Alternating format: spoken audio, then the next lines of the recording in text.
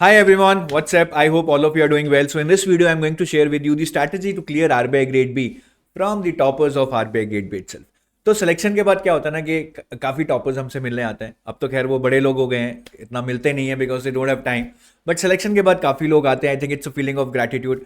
तो हम उनसे मिलते हैं, we talk to them, we take their interviews. काफ़ी मज़ा आता है. There is lot to learn from that. तो मैं हर बार जब भी किसी आरबीआई ग्रेड बी टॉपर से बात करता था, I use to make my notes. तो उन्हीं नोट्स से जो लर्निंग हुई है, मैंने सोचा मैं फ्यूचर एक्सपीरियंस के साथ शेयर कर दूं. And that is the result. That's why this video is coming. ठीक है, तो उन्हीं के बारे में डिस्कस करेंगे. और काफ़ी बार ये डिस्कशंस इंटेंस भी होती थी. I could feel that many of them were actually facing tough times in their life and in spite of that they could clear the exam. But anyways, उनके जो भी अच्छे अच्छे पॉइंट्स हैं वो मैं आपको बताऊंगा. बट एक चीज़, एक डिस्क्लेमर है इस वीडियो में, मैं बहुत पहले बता देना चाहता हूँ that this video is not about कि मैं आपको कोई स्टडी प्लान, कुछ टाइम टेबल, कोई बुक लिस्ट, कोई रिवीजन स्ट्रैटेजी या इंपॉर्टेंट चैप्टर्स बताने वाला हूँ. ऐसी बहुत सारी वीडियोस यूट्यूब पे ऑलरेडी अवेलेबल है. I am sure that you can watch any of those videos और आपको वो ज्ञान मिल जाएगा. Rather in this video I am going to share with you वो चीजें जिनके कारण आपका एग्जाम नहीं क्लियर होता है और उन पर कोई भी ध्यान नहीं देता है. ये चीजें आपके पास अगर टाइम टेबल हो, बुक लिस्ट हो, स्टडी प्लान हो, रिवीजन स्ट्रैटेजी हो, तब भी आप नहीं कर पाते क्योंकि आपके पास ये चीजें नहीं है. तो कुछ चीजें, कुछ पॉइंट्स जो मैंने निकाले हैं वो आपसे मैं डिस्कस करूंगा. अगर वीडियो अच्छा लगे तो लाइक जरूर कर दीजिएगा. So the first thing that I have realised after talking to most of the people is that there is a difference between having a dream और हैविंग अ प्लान. प्लान बहुत सारे लोगों के पास होता है. Plan is just about numbers, कितने महीनों में करना है, एक दिन में कितने चैप्टर्स करने हैं, कितने क्वेश्चंस करने हैं. That's all about numbers, all about numbers. But even to achieve those numbers you need to have a dream, a purpose, a passion, an intent that will actually drive you. एक example देता हूं. हमारे student थे अनमोल नरूला. उनका जो purpose था भाई बहुत इंटरेस्टिंग है. अनमोल नरूला की वाइफ 1 साल पहले ही आरबीआई क्लियर कर चुकी थी and Anmol was working in SBI at a separate location. तो जो वो जुदाई थी ना, उनसे सहन नहीं हो रही थी. So Anmol Narula had only one option to be with his wife and that was to clear RBI grade B. क्योंकि आरबीआई एक बार क्लियर हो गया तो आरबीआई की पॉलिसी है कि हस्बैंड वाइफ एक ही जगह रहेंगे. So he had that purpose, he had that dream, right, जो उनको ड्राइव कर रहा था कि मुझे ये करना है. एक और एग्जांपल देता हूं पलक का, very dear student of arts. तो पलक ने आई थिंक एक दो बार उनका अटेम्प्ट शायद इतना सक्सेसफुल नहीं रहा. But she always new in spite of working in SBI कि उनको भैया आरबीआई क्लियर करना है. तो उनका भी एक बहुत ही इंस्पिरेशन था उनको RBI grade B exam clear करने का. तो उन्होंने अपने डेस्क पे ही लिख के लगा रखा था that Palak RBI grade B officer 2022 या 2023 बैच जो भी है. मतलब अपने डेस्क पे जब आप लगाते हैं ना, आप उसको हर रोज देखते हैं कि Palak RBI grade B officer 2023 batch, एक अलग ही इंस्पिरेशन आता है, एक पर्पस मिलता है कि यार पढ़ना है, यार पढ़ना है. तो वो एक कांस्टेंट पर्पस, पैशन आपके अंदर चाहिए, तभी आप अपने प्लान को भी एग्जीक्यूट करेंगे. So remember this, it's not about just having a plan, it's about having a dream.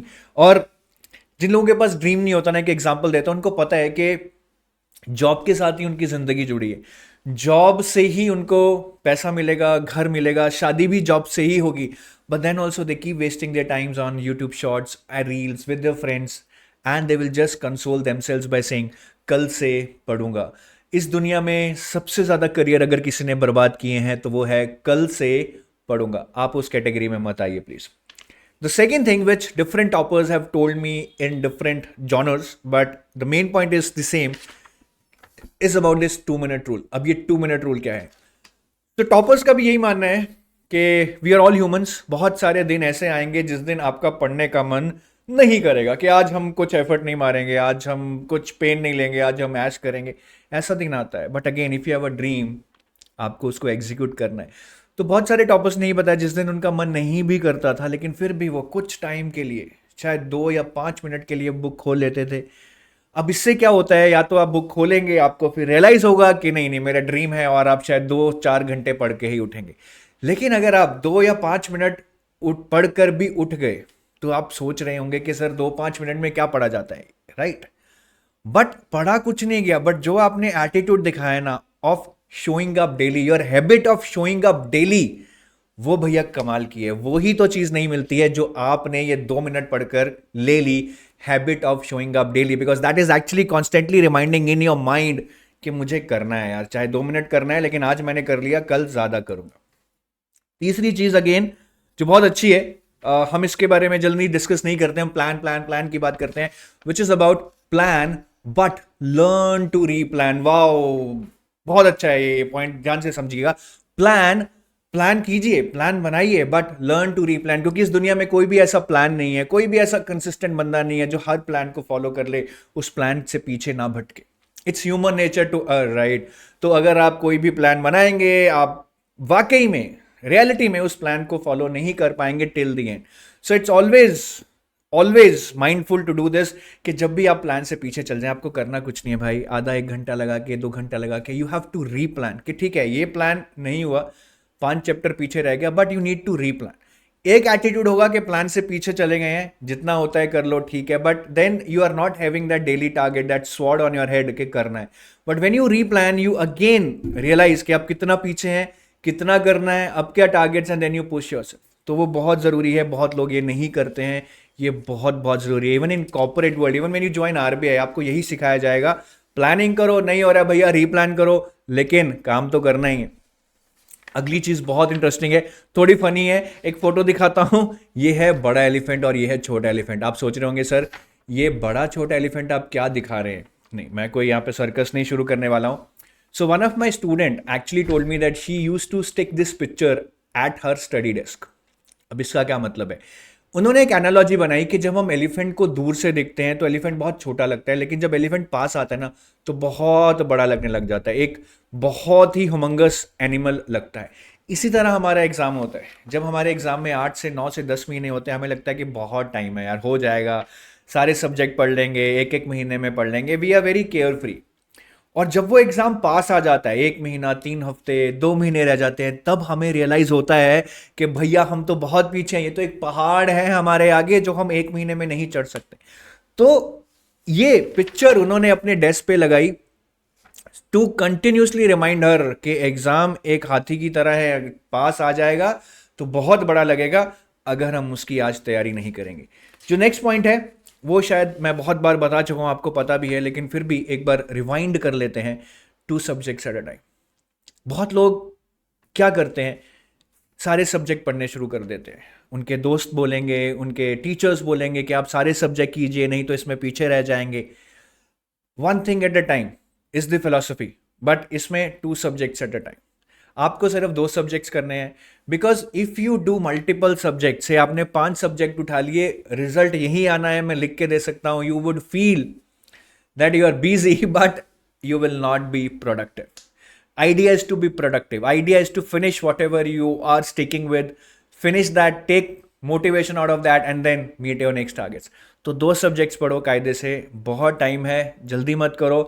And जो मोटिवेशन मिलेगा ना, जब वो टिक लगेगा ना कि मेरा एफएम हो गया, मेरा क्वांट हो गया, वाह भाई वाह, क्या सेटिस्फेक्शन मिलेगी। मैं कह रहा हूँ 3 महीने में भी 2 सब्जेक्ट कर लो ना, बहुत आगे निकल जाओगे हजारों लोगों से जो 6 महीने में एक सब्जेक्ट भी नहीं कर पाएंगे।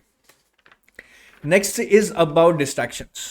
मैं ये बहुत लोगों से पूछता हूँ, मैं बहुत डिस्ट्रैक्ट होता हूँ भी कि भैया आपको डिस्ट्रैक्शन होती है। तो आई थिंक ऐसा कोई भी टॉपर नहीं था जिसने ये बोला हो कि मुझे डिस्ट्रैक्शन नहीं होती। बहुत ही कम थे, 1-2 पढ़ाकू लोग तो होते ही हैं। So most of them had distractions. तो but I think many of them had planned distractions, कि उन्होंने डिसाइड किया हुआ था कि भैया ये 1 घंटा 6 से 7 मुझे डिस्ट्रैक्ट होना है। 1 घंटा फिर दिमाग नहीं लगाना है, जो फोन पे चल रहा है, जो बकर चल रही है, जो यूट्यूब पे चल रहा है, वो सब माफ है, क्योंकि वो 1 घंटा आपने अपने दिमाग को रेस्ट देना है, उसमें कुछ भी फोकस नहीं करना है। अब आप सोच रहे होंगे सर 1 घंटा ऐसे बर्बाद कर देते थे। अरे भैया बर्बाद नहीं है, आपको रेस्ट मिल रहा है, ब्रेक मिल रही है।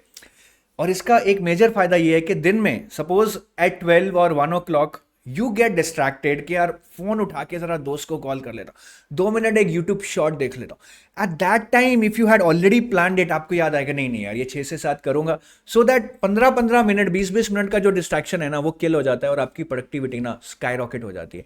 तो हैव सम प्लान डिस्ट्रैक्शंस, ठीक है। बिल्कुल भी पढ़ाकू नहीं बनना है, दिमाग की भी एक लिमिट होती है, मतलब रेस्ट नहीं दिया जाए तो खत्म हो जाएगा, घिस जाएगा, फिर यूज भी नहीं आएगा। तो डिस्ट्रैक्शंस को जरूर प्लान कीजिए। और लास्ट, ये तो मेरा फेवरेट क्वेश्चन है जो मैं टॉपर्स को पूछता हूँ, बहुत फनी है, मैं दिखाने से थोड़ा कतरा रहा हूँ बट फिर भी दिखाऊंगा। ये मैं जब छोटा था ना तो मैं बेड पे पढ़ता, बड़ा होकर भी मैं तो भैया बेड पे ही पढ़ा हूँ। मतलब आप मेरे किसी दोस्त से पूछ लीजिए जो मेरे साथ हॉस्टल में था, मैं हमेशा बेड पे पड़ा हूँ, मैंने कभी भी स्टडी टेबल यूज़ नहीं किया, ये तो ऑफिस में आके I have got use to it. तो मैं हर बंदे से पूछता हूँ क्योंकि मेरे अंदर खुद की क्यूरोसिटी है कि यार मैं ही बेड पे पढ़ता था यार, और भी लोग पढ़ते हैं। बट काफ़ी लोगों ने मुझे यही बोला है कि वो बेड पे नहीं पढ़ते थे, they always had a study table.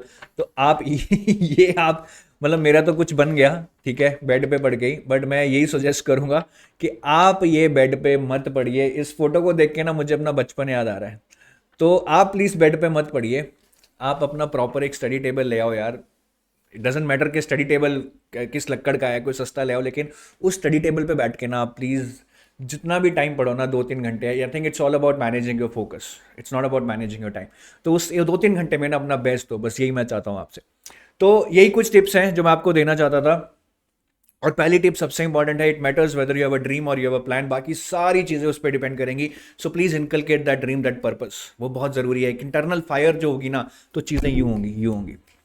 So that's it from my side. और वीडियो के नीचे कमेंट कर जरूर बताइएगा कि whether you would also like your strategy to be shared with the toppers once to become RBI grade B officer. आपको video के नीचे सिर्फ इतना कमेंट करना है, sir I want my strategy to be shared with the future aspirants once I become RBI grade B officer. I repeat, you have to comment, sir, I want my strategy to be shared with future RBI aspirants once I become RBI Gate B officer. So I take your leave. Have a nice day. Bye bye. Jai Hind.